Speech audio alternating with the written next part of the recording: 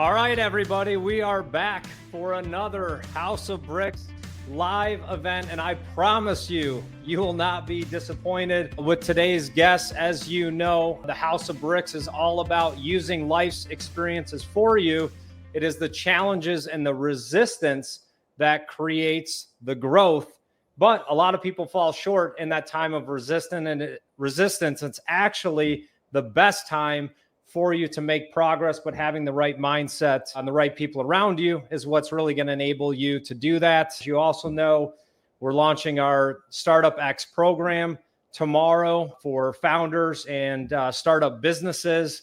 And if anyone needs a strong mindset, it is an entrepreneur, because 9 out of 10 startups fail. It's probably higher than that because entrepreneurs don't like to admit when they fail. They just keep pushing and pushing forward.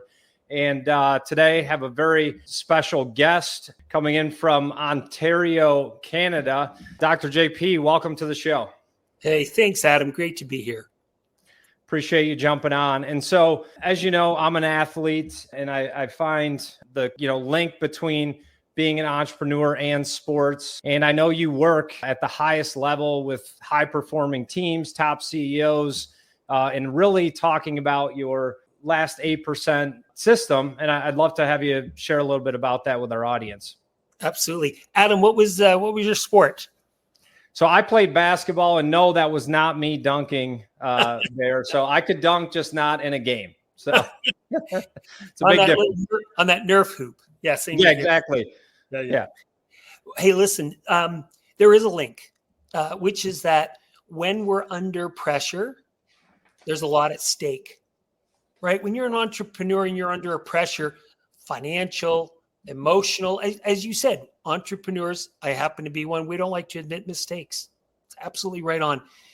But when we're under pressure, there's a lot going on. And there's this dichotomy of, because of the way the brain works, we don't do better under pressure. It's a myth, right? It's a complete myth. We think that Michael Jordan was better under pressure. He wasn't. He shot worse when he was shooting the free throw in a controlled situation, in a game, at the end of the game, in the playoffs, up a point, down a point, or tie. In that scenario, when you compare how he shot in that high-pressure situation compared to his season or even his playoff average, he shot worse, consistent with every basketball player in the history of the game. So and there's a whole bunch of other examples I can give you from sport, from business, but the bottom line is we're diminished under pressure. We are. Okay, that's point one. And here's the conundrum. At the same time that we're diminished under pressure, what we do under pressure has a bigger impact on the team around us. There's something called the cortisol effect. Cortisol is a stress hormone. When we're under pressure, there's more cortisol in our brain. One of the things that cortisol does is that it sears in memory in a more profound way. Adam, what was the most just heartbreaking loss you ever experienced in basketball? In basketball, let's see. It'd probably have to be, well, I know exactly what it was. So when I was 32 years old, you're going to love this and you don't know it. Last year, right? Last year? Well, what's fun? Yeah, last year, just turned 33 for the 15th time. Just doing math under pressure right there. I didn't even do it right. It's 12th time. So when I was 32, I just sold a tech company. So I played basketball in high school and my freshman year of college, and sold my tech company. I was around the house, and about 2 weeks in, my wife looks over at me and she's like, "You need to get a job. I don't care if you're a barista at Starbucks. You need to get a job." Because I'm a visionary. I don't do anything. I just delegate. And so I woke up and started delegating tasks to her, and then she looked at me in the kitchen. I jumped out of the way of the frying pan. She's like, "You need to get a job." And so I played basketball at 32 years old, made a semi-pro basketball team, hadn't played for 12 years, and joined the Rochester, New York Razor Sharks. And they had won, I think, 4 out of the last 6 championships in the PBL. So we were locked and loaded to win it, and we ended up losing in the second round. So it was my one shot at winning a professional championship. And I don't care if it's minor leagues. People say I played semi-pro, but if someone's paying to watch you play, you're a professional. Even though it's a $5 ticket, they're paying to come watch you play. So that would have been kind of the mark outside of, my wife and 4 kids to like win a championship at a professional level. Right. And so the point that I want everyone to listen to is, 12 years ago, whatever it is, and Adam can remember it like that. Because when we're under pressure, we have more cortisol in our brain. Cortisol is a stress hormone that sears in memory in a more profound way. So it's almost like this. We can do a lot of stuff when there's not pressure. And the people we're interacting with, our teammates, in a business, our teams, they don't really take note. But when we're all under pressure, there's more cortisol in all of our brains. What you do in that moment is what gets seared into their brain. And if you're the leader, that's when you're creating culture on your team. So it's this conundrum. We're diminished under pressure, even though we don't think we are. We are. We don't think as clearly. We don't act as decisively or as, kind of strategically. At the same time that we're diminished, we're having the biggest impact we ever have. So that says something, I hope, for everyone here. It says you got to get better at managing your brain under pressure. And so what we've done is we survey 40,000 people a month. We're big into research. We found that we have about 8% of situations that are higher pressure. So we've tried to quantify the pressure situations. So in the course of a day, you will be in a conversation with somebody on your team, Adam, and let's say it's not going so well, and you need to give them feedback. You probably, like most people, will get to about 85, 90, 92% of what you want to say. But when you get to that hardest part of the conversation and you start to see them reacting and you don't want to hurt their feelings, but you got to do what you got to do, you're in that moment. What we found is that for most people, it's around 8%. That last 8%, that's where we struggle to give that hardest feedback on conversations, to make that hard decision around decisions. And so we've quantified that it's at 8% that is where we're going to have our biggest impact, but we also have our biggest opportunity. And so that's really what the last 8% is. It's quantifying where we need to take risks. And then what we do is we help leaders manage their brain to be better in those moments. And it's really 2 parts. One is to create that last 8% leader, but also to create that last 8% culture on your team that can be high performing, and the two go together. Yeah, and that's really good. And I'm into the data too, and did my homework prior to getting this time with you today. And I heard you talk about it's kind of really the biggest illusion is communication, right? Like there really isn't communication at all. And so, putting yourself as an entrepreneur or CEO that's out there, and high performers, by the way, are often very bad leaders because the expectations they put on themselves, how do you measure that out to the people you're leading? But if your culture isn't the way you want it today, typical high performer is, I just listened to this podcast. You call a meeting. We're changing our culture. This is the way we're going to do things. Like, how do you make incremental change to start to change your culture? Yeah, that's a great question. And by the way, you're absolutely correct. Kind of individual athletes, even if they play on a team, don't generally make great coaches, great leaders. Michael Jordan's a great example, right? He's not a great leader. Never was when he played and after he played. And there's a whole bunch of reasons, including pressure they put on themselves, but also because they lack a lot of self-awareness. We know in the data that 90% of us think we're self-aware. Only about 10 or 15% of us are. And it's not surprising. And part of it is when we're under pressure, we get very self-referential. And that becomes a habit for athletes. So it's actually something you got to look out for. You're a father of, athletes. I know you do this because of the work you do, but it's really important that all of us in these parental roles really try to build our kids' self-awareness, actually more than anything, because one day they're not going to be in the show. They are going to be, like you and I, working in relationship, and you want them to have self-awareness so they don't, act and have impact that they're not aware of. But anyway, coming back to your next question, which is how do we grow this? Well, it's funny. There's some organizations we work with who say, well, I don't know if they say it, but it's just this belief that the senior leaders go away. They decide what are the values that we're going to have for our organization. They put them on the wall, put them on the, the deck, the PowerPoint deck. And that's our culture. And it's not. It's clearly not, right? Here's what we know. Culture gets created in last 8% moments when cortisol is high. We've done a study, 64 or 68, I can't remember in this moment. I think 64% of folks don't even know the values in their organization. So under pressure, you're going to expect them to be able to live those values? No. What happens is culture gets created in the hard moments. Like how you show up when you're under pressure, Adam, when you're feeling, you got to hit a deadline, you got to meet a client's need, you're going bankrupt, whatever. What you do in that moment, because that cortisol effect, that gets seared into the brain of your team. And it's not what you say, oh, these are our values. It's what you do in the hard moments. That's what becomes the culture, because culture really are, the way to define culture is that's the stories about how we do things around here. And that gets created in those last 8% moments. So the good news is not only do you want to build these skills to be better, to manage your brain in the last 8% for you to be that last 8% leader, but actually if you're better in those moments, that becomes the culture on your team. And that's exciting because now you've been on, let me ask you, I'd like you to tell me the best culture you've ever been at on a team. It could be your organization or a sport team. Right now, tell me the best organization you've been at in terms of culture.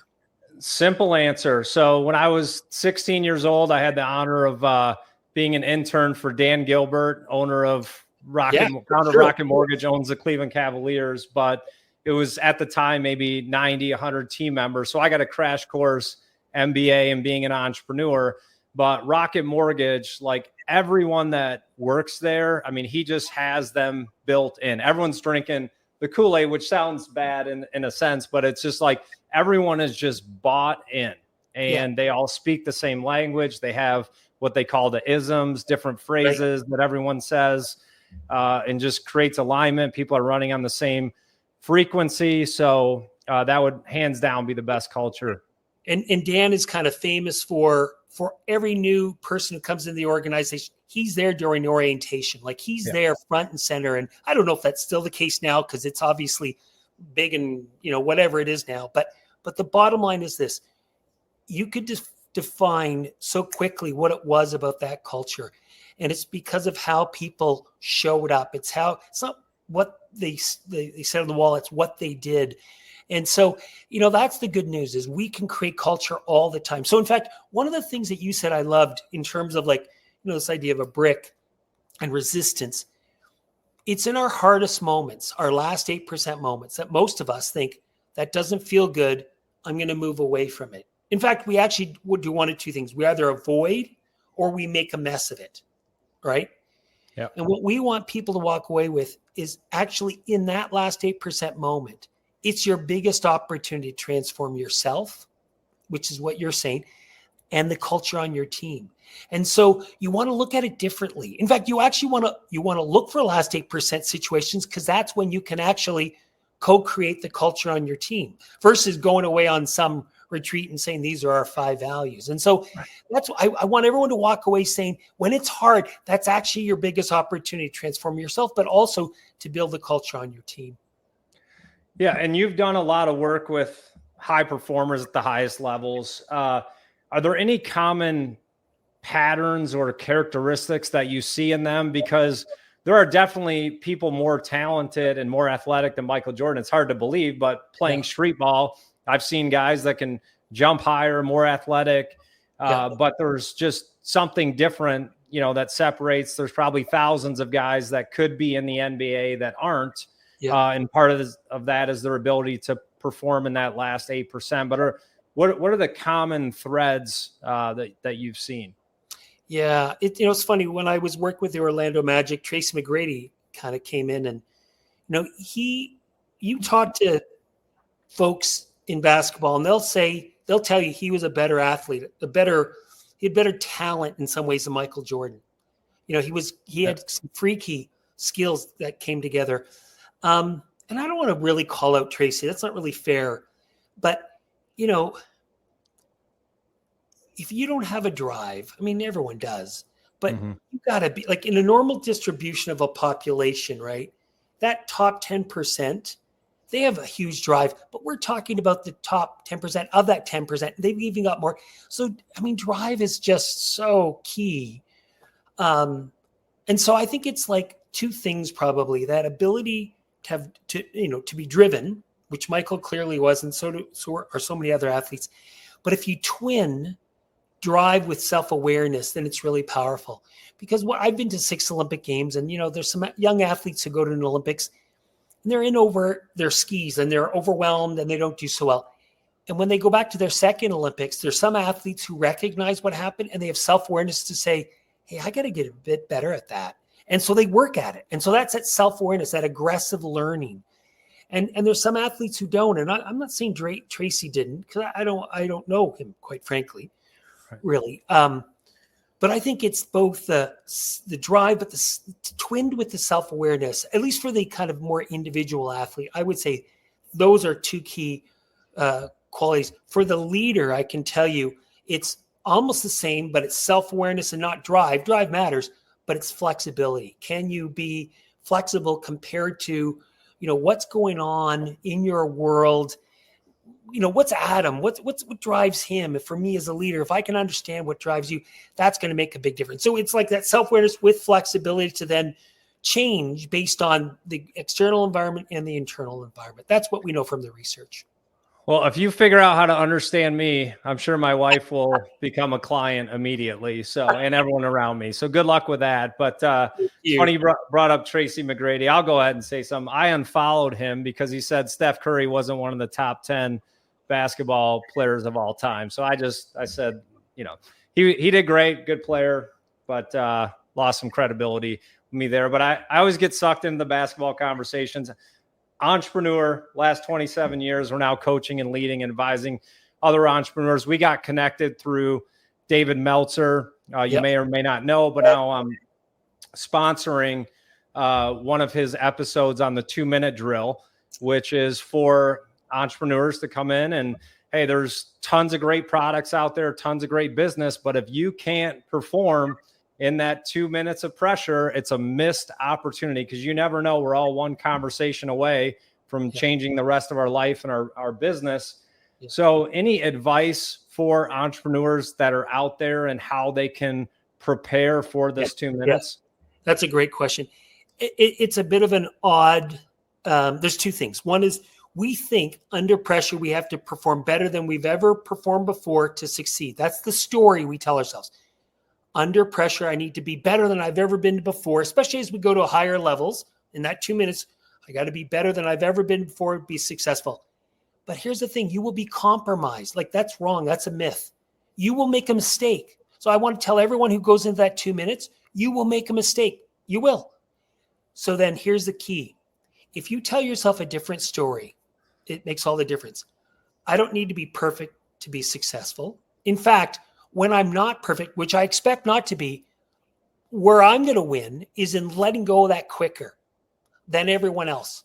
Because what happens is that if you go into that 2 minutes and think, I got to be perfect, and you're imperfect, you get a downward loop. You're like, oh shit, I made excuse my language, a mistake.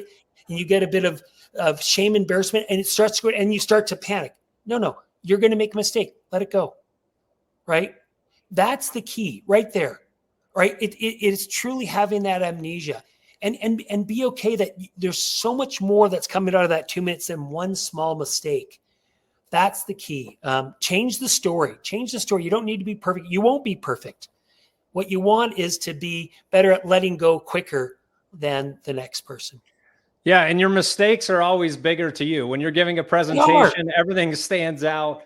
And one of the things we talked about on the office hours with David is we always fail, to the level of our preparation. We don't rise to the occasion. That's it. Putting in the work in advance, and there's different things you can do. Adjust your shirt when you make a mistake, or like some sort of action, right? That resets you. And so as we were talking about just that time and the preparation, you were talking about, it's the story that we tell ourselves. And I read recently, like the only reason our past exists is so we make better decisions in the future. And so people hold on to things in the past, and it's the story we tell ourselves. Do you have any advice on how people can reframe previous actions for future results? Yeah. Gosh, I mean, in a short moment, hard, but the path is clear. Get a coach. I mean, that's the good work you're doing, Adam. That's a good work that, if you're an entrepreneur, get a coach. Oh my gosh. Michael Jordan needed a coach. Wayne Gretzky needed a coach. LeBron James needed a coach. We all need a coach. And so to me, and I've always had either a coach, as I say it, in the last 17 years, either a coach or a therapist. When my life's going well, it's a coach. It's not going so well, I get to have a therapist. But the bottom line, though, is that I have that person who I can call up and literally go, Solomon, hey, you know what? I'm struggling with this. Made a mistake. This didn't go well. Struggling with a conversation I need to have. And you kind of play it out. And you actually get all your anxiety. You learn, but you get all your anxiety out. So now I'm going to turn and have this meeting with you, Adam, and I got to give you feedback. I come in as a bit more of a non-anxious presence. I'm not coming in like, because I know what I'm going to say is going to upset you. So I'm like anxious. So we've got to do some self-regulation first.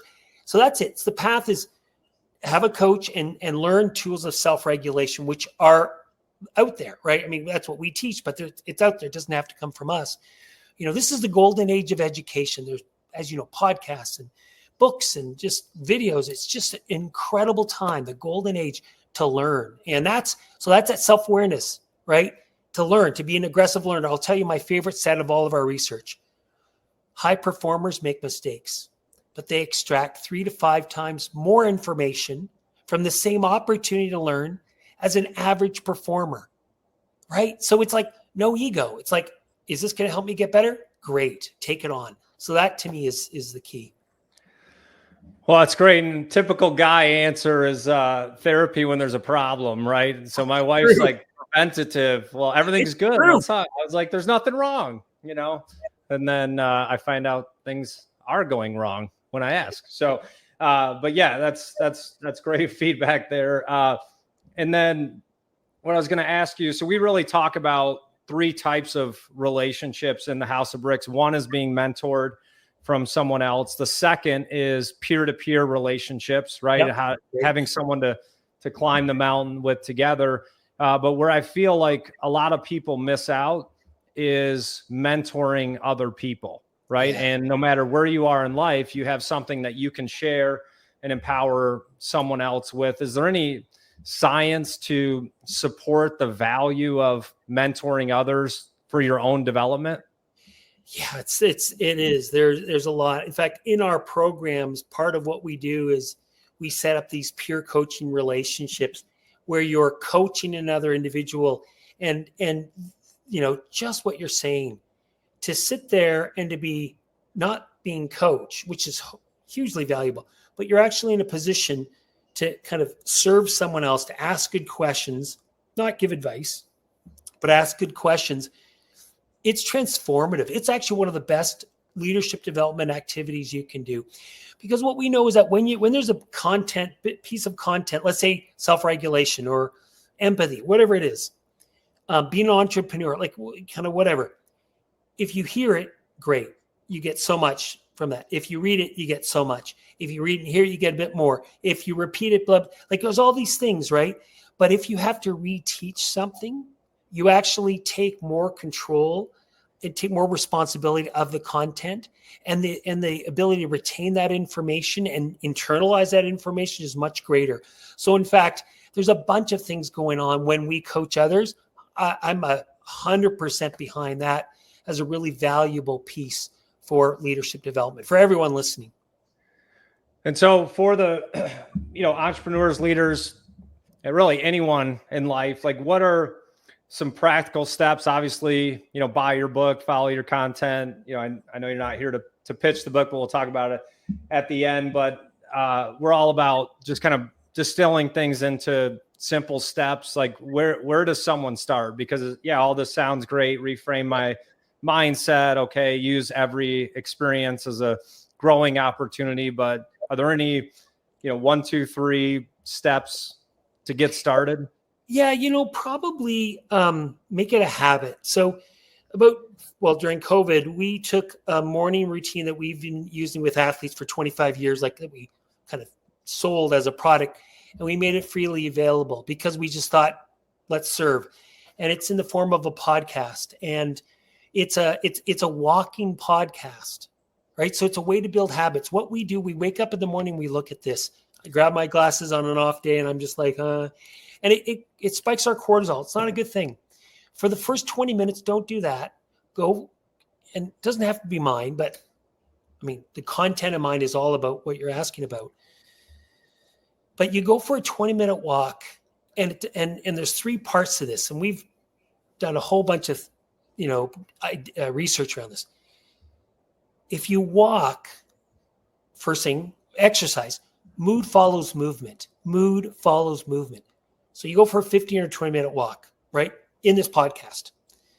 You do mindfulness, not sitting mindfulness. Most people have trouble with sitting mindfulness. You give up after 5 minutes, right? Absolutely. Instead, yeah. So what we found is the easier way in is go for a walk, and it's my voice, and I'm guiding you through walking mindfulness. Okay, cool. So now you're building these habits. And there's a whole bunch of reasons why you do that. You're better than the last 8% when you can. But we finished with goals and gratitude. The point is you've got to find habits that help you start your day and kind of through the course of your day where you're really managing your brain. That's kind of it. I mean, there's a lot more, but that's probably the best place that I would say people, can get. Like there's like 170 episodes, so 170 ideas of the day, kind of some of the stuff we've talked about here. So there's lots of good stuff there. Well, I'm going to subscribe to that because I've tried meditation and there's a bird. Oh, there's a dog. Exactly. I'm like, these people meditating for 30, 45 minutes, and it's just not scalable. I see successful people now too, like their morning routine is an hour and a half, they're 30 minutes in the sauna, they're in the ice bath, they're meditating, they're journaling. I'm like, who has time? Who has time for that? Like, I guarantee you, Jeff Bezos, when he started, was not, meditating all day. They're working, like go to work, so I totally agree. Having something. What we found. That's what we kept it really short for that reason, right? Just go for a 15 or 20-minute walk. And then, and it helps you start your day really more on purpose, which is, again, something I know you would probably talk about, but that's really important for folks, especially as an entrepreneur, because it's so easy to get pushed when things aren't going great, when you have a bad week, a bad quarter, results aren't there. So you got to manage yourself because you're setting the tone. Everyone, you're setting the tone for your team and how you show up. And I'm glad you just mentioned that. So with the team culture, as your business grows, you want to recruit people that fit within your culture. And with this mindset, what are some of the characteristics you would look in building a team in, as you start to hire more people? What are some characteristics that you look for to build a strong team? Yeah, gosh, that's a great one. I'd probably go back to this kind of self-awareness and this flexibility. I would ask them real questions around times when they've learned, through hard moments. Like the technical stuff, you're going to figure that out. They have it, they don't have it, but it's more fit. It's more fit than anything. And I'd say maybe this final one is, do they have a history of being courageous in the last 8%, of having that hard part of the conversation? Because for a lot of people who are not aggressive learners, it's hard for them to learn that stuff. If you're an aggressive learner, you can do it. But if they're both not an aggressive learner and they avoid kind of hard situations, then you're in trouble. So I would probably say courage would be right up there as well in your hires. Well, I appreciate that. And just to, again, thank you for getting on our show today. And I do want everyone to hear from you, how they can learn more about you, your podcast, your book. So give us the 1 minute. Yeah. So the book is Performing Under Pressure. It's kind of available anywhere and everywhere. But the podcast is called The Last 8% Morning. And so it's just 15 or 20 minutes. It's very small, very short. It's just me guiding you. And in fact, some people listen to it during the day when they're having a bad part of the day. In fact, a bit embarrassed to say this, but when I'm having a bad day, sometimes I go for a walk and listen to myself. But I do, it just calms me. Anyway, that's probably, and then just the, ihhp.com. That's our website, Institute for Health and Human Potential, ihhp.com. You can learn all about the last 8% culture system there. Well, I appreciate you joining today, and I'll give my 4 sons your phone number to text you, because every time I get someone like you on, like I'm walking out of my office, all right, guys, you're downloading this podcast, you're buying this book, I want to see your notes. It better be done in a week. So, but in all seriousness, thanks a lot for joining House of Bricks live today and giving our entrepreneurs and founders some excellent advice of how they can make it to the 2-minute drill and perform at the highest level. Even though they will make mistakes, it's how they respond to them that's going to separate them. So thanks again for joining the House of Bricks live, and I'll talk to you soon. Pleasure's all mine. Thank you, Adam.